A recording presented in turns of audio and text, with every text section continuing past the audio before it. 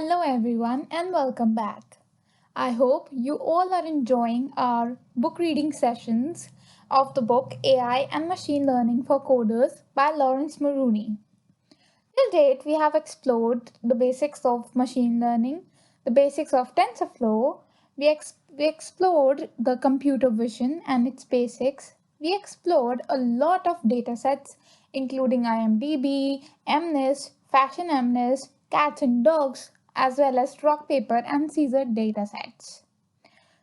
In the earlier video, we explored basics of natural language processing, where we saw how we can convert sentences of an IMDb review dataset into sequences of numbers using tokenization so that they can be trained upon. Now we'll be understanding in chapter 6 making sentiment programmable using embeddings. So let's just read through and understand what actually is meant by embeddings and its concepts. So, in chapter 5, you saw how to take words and encode them into tokens. You then saw how to encode sentences full of words into sequences full of tokens, padding or truncating them as appropriate to end up with a well-shaped set of data that can be used to train neural network. In none of that was that there any type of modeling of the meaning of the word. So what does it say is that in the previous chapter we were just converting the words into sequences full of tokens, but we were not actually extracting any meaning from those words. While it's true that there is no absolute numeric encoding that could encapsulate the meaning, there are relative ones. In this chapter, you learn about them and, in particular, the concept of embeddings, where vectors in high dimensional space are created to represent words. The directions of these words, vectors, can be learned over time based on the use of the words in the corpus. Then, when you're giving a sentence, you can investigate the directions of word vectors, sum them up, and from the overall direction of the summation, establish the sentiment of the sentence as a product of its words. So, what exactly is embedding is that embedding is a concept where we use vectors in high dimensional space to represent the words. What we actually do is that we encompass a number of vectors for a given sentence. But what we actually do is that to find the meaning of the sentence or the words that go with each other and match to the meanings, we actually graph out the vectors. And all the words that follow the same direction are summated together and the sentiment of the sentence is produced as the product of those word vectors. We'll understand this more and as we read ahead. In this chapter, we'll explore how that works using sarcasm dataset from chapter 5. You will build embeddings to help a model detect sarcasm in a sentence. You'll also see some cool visualization tools that help you understand how words in a corpus get mapped to vectors so you can see each word determine the overall classification. Establishing meaning from words. Before we get to the higher dimensional vectors for embedding, let's try to visualize how meaning can be derived from numerics with some examples. So let's just jump to the examples. What would happen if you encoded all the words that make up sarcastic headlines with the positive numbers, those that make up realistic headlines with negative numbers? So what are we going to do is we're actually encoding the words that make up the positive sarcastic headlines with the positive number and those that make up for the realistic headline with the negative numbers, right? Let's take an example here. Say this example given: Christian Bale given neutered male statuette named Oscar. This is a line given from a sarcastic headline. Means it's a positive. It should be depicted as a positive number because it's a sarcastic headline, right? So let's assume that all the words in our vocabulary start with a value of 0. We could add 1 to the values for each word in the sentence. So each of the word initially has a vocabulary value of 0, right? But it says that we have to add 1 to each of these values. So all the words become 1, as you can see here. Note that this isn't the same as tokenization of words, because what was we doing in the tokenization, that each word has its own token.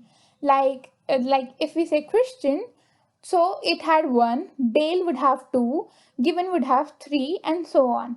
But this isn't same as tokenization of words that you did in the last chapter. You could consider replacing each word, example Christian, with a word token representing it that is encoded from the corpus, but I leave the words in for now to make it easier to read. So just let's leave it. Now let's consider an ordinary headline that is a non-sarcastic one, right? So if it's a non-sarcastic one, what would happen is that we have to just consider and subtract minus 1 from it. We have to subtract 1 from it because it's a negative one. If it's not a sarcastic one, then we have to subtract 1 from it. Means initially Gareth was 0, but now subtracting 1 from it, it will become minus 1, right? So here is Gareth with minus 1. Next is say goal. The word goal was not earlier in the data set, so it's also negative 1. But let's see if there is any word, say bail. The word bail exists in the ordinary headline as well as it existed in the sarcastic headline as well. So earlier the value was 1, but now if we subtract 1 from it, it becomes 0. So bail here is 0, right? Next is note that the sarcastic bail has been offset by the non-sarcastic bail, so its score ends up as 0. So it cancels it off.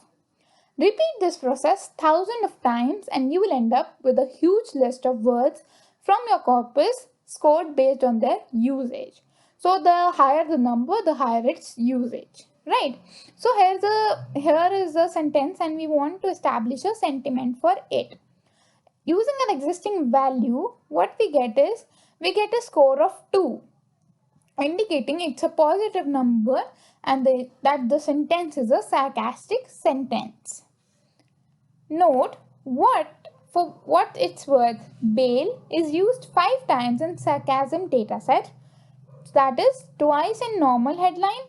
So twice multiplied by minus 1 is minus 2, and 3 times in the sarcastic one, right?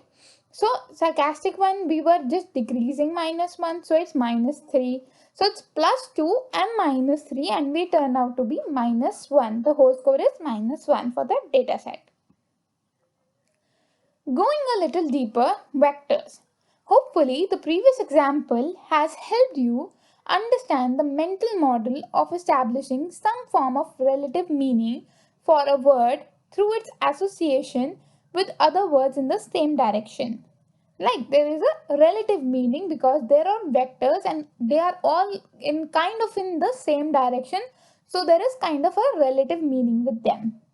In our case, while computer doesn't understand the meanings of individual words, it can move labeled words from a known sarcastic headline in one direction and labeled words from the normal headline in the other direction. This gives us a basic understanding of words, meaning of words, but it does lose some nuance. What if we increase the dimensionality of the direction to try to capture some information. For example, there is an example from Pride and Prejudice, a novel by Jane Austen, and we'll just consider that example to understand the dimensionality and the direction a bit more. So we have some plots on x and y axis with the length of vector denoting each character's wealth. So there are 5 characters in all, and each of the vector length shows that how much wealth do they have. So we can see Mr. Bennett is the person who has the least wealth, like, right, and he is a kind of a noble person who's turned into a commoner. Then Elizabeth Bennet, who was Mr. Bennett's wife, so she is a female and she is also kind of commoner and does not have a lot of wealth. Sir William Lucas is also not a person with extreme wealth, but Mr. Darcy is a male and he is not so much noble as Sir William Lucas, but he has a lot of wealth. Similar to Mr. Darcy is Lady Catherine, who is noble as well as has a lot of wealth. I can say that she is kind of the wealthiest person from all 5. Right? So, as this example shows, by considering multiple dimensions, we can begin to see real meaning in the words. Again, we are not talking about concrete definitions, but a more relative meaning based on the axis and relation between the vector for one word and the other words. This leads us to the concept of an embedding, which is simply a vector representation of a word that is learned while training a neural network. We'll explore that next. Embeddings in TensorFlow. As you've already seen, dense and con 2D layers, tf.keras implements embeddings using a layer. So there is another layer that we add in a model architecture called the embedding layer. This creates a lookup table that maps from an integer to an embedding table, the contents of which are the coefficients of the vector representing the word identified by that integer. So, in the Pride and Prejudice example from the previous section, the x and y coordinates would give us the embeddings for a particular character from the book. Of course, in real NLP problem, we use far more than 2 dimensions. Thus, it says the direction of a vector in a vector space could be seen as an encoding the meaning of a word. The words with similar vectors, that is pointing in the roughly same direction, could be considered related to that word. The embedding layer will be initialized randomly, that is, the coordinates of the vectors can be completely random to start and will be learned during the training using backpropagation that we'll understand a bit later when we go to the coding thing. When training is complete, the embeddings will roughly encode similarities between words, allowing us to identify words that are somewhat similar based on the direction of those vectors. So all those vectors that we have already discussed is that all the vectors in roughly the same direction hold a kind of similar meaning. We can't actually extract the like a definition of a word from these, but we kind of have an idea that these all words kind have the similar meaning. So, building a sarcasm detector using embeddings. In chapter 5, we loaded and did some pre-processing on JSON dataset called the news headline dataset for sarcasm detection, sarcasm for short. By the time you were done, you had a list of training and testing data and labels. So let me just go to the code and show you where we left it. So here is the code of where we left. We imported TensorFlow datasets. we imported beautiful soup, we imported tokenizer and pad sequences, and we imported the string, and we had some stop words, and there was a table for the finding the punctuations, right? Now, this is the data set, sarcasm data set. We load the JSON file using this. Then we know that the data set has three basic things. First is the sentences, second the labels, and third the URLs of the links, right?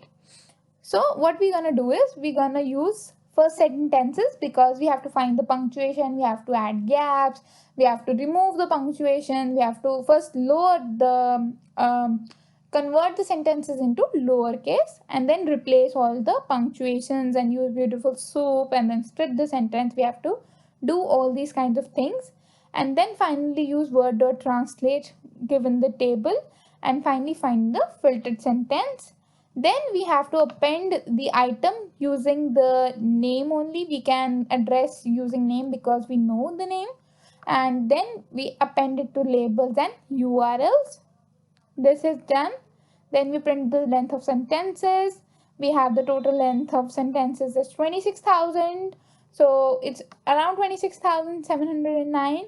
So we just divide it and take 23,000 for the training set and the rest of it goes to the test set, right?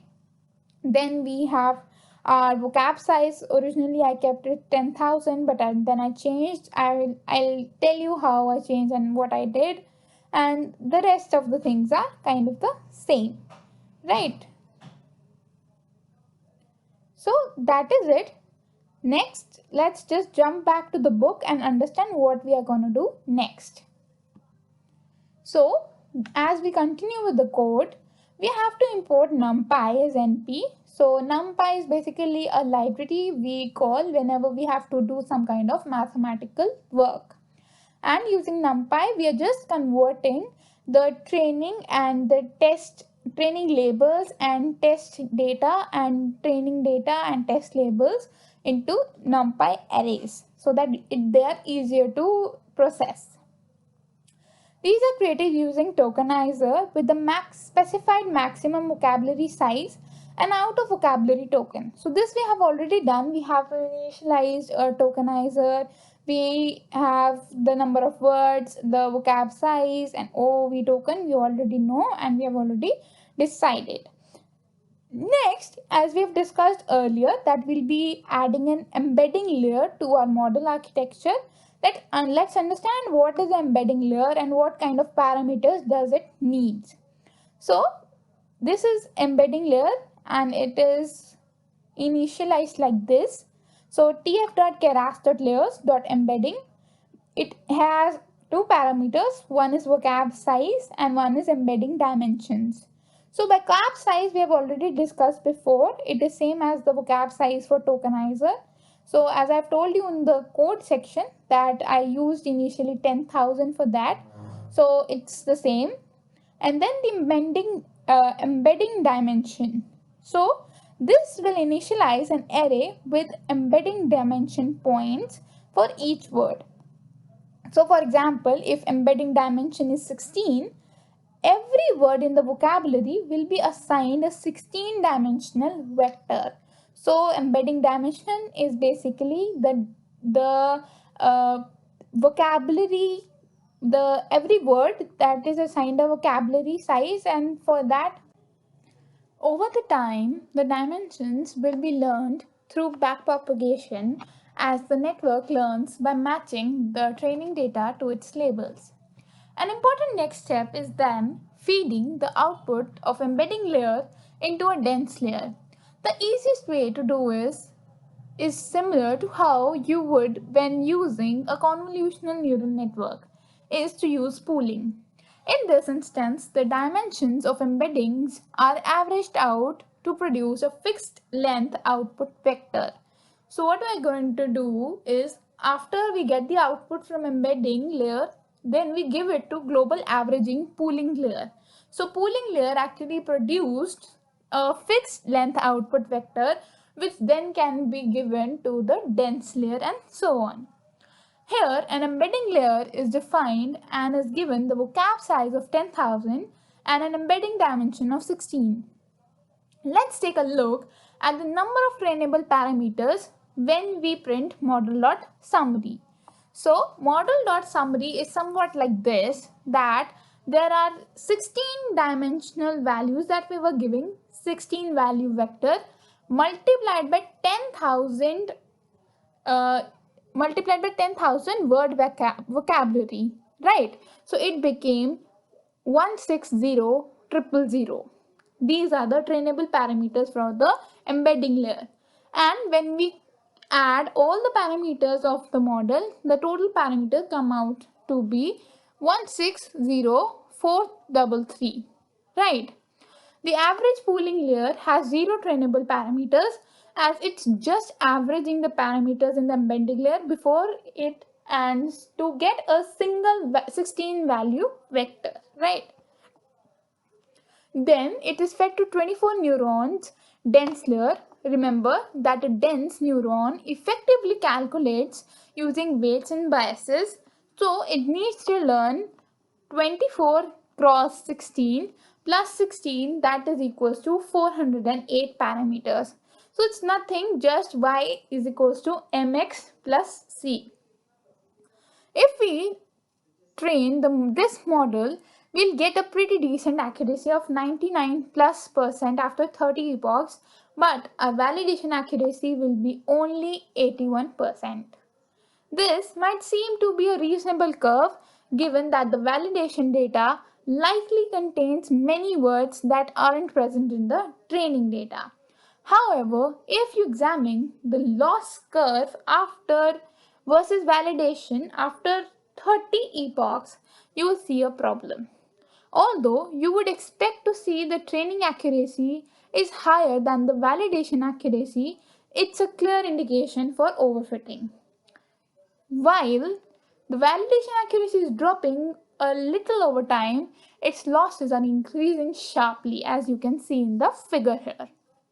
And you can see till we are around 3 or 2 epochs, the validation loss is decreasing, but after third epoch, it's just rising sharply.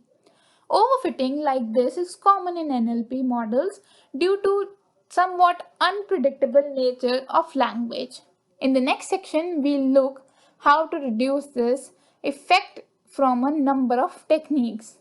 But before exploring the techniques to reduce overfitting, let us just see the code in the Colab of the training and validation loss that we are seeing here, and all the model.summary that we have seen till date.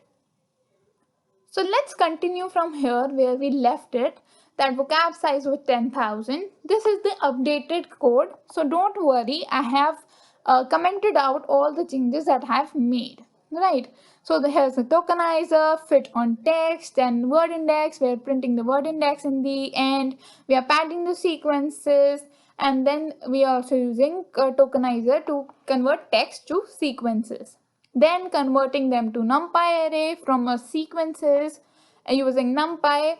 Then also decreasing the vocab size and all the things that we are going to use. Here's the embedding layer.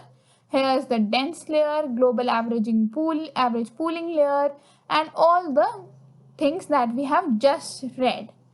Here, these are the things that we have done, that is changing the learning rate of the Adam optimizer rather than taking it as a default, but you will understand this after we are done. Here is model.summary and simply model.fit. I can show you what was the model accuracy, my recent model accuracy, and it's around 80% for the validation, for the training, and validation it's 75%. So it's kind of close enough, but it is done by using all the techniques to reduce overfitting. So let's understand it in the next video, while we go through all the techniques that can be helpful to reduce overfitting. So thank you so much for going through this with me, and see you in the next video. Thank you.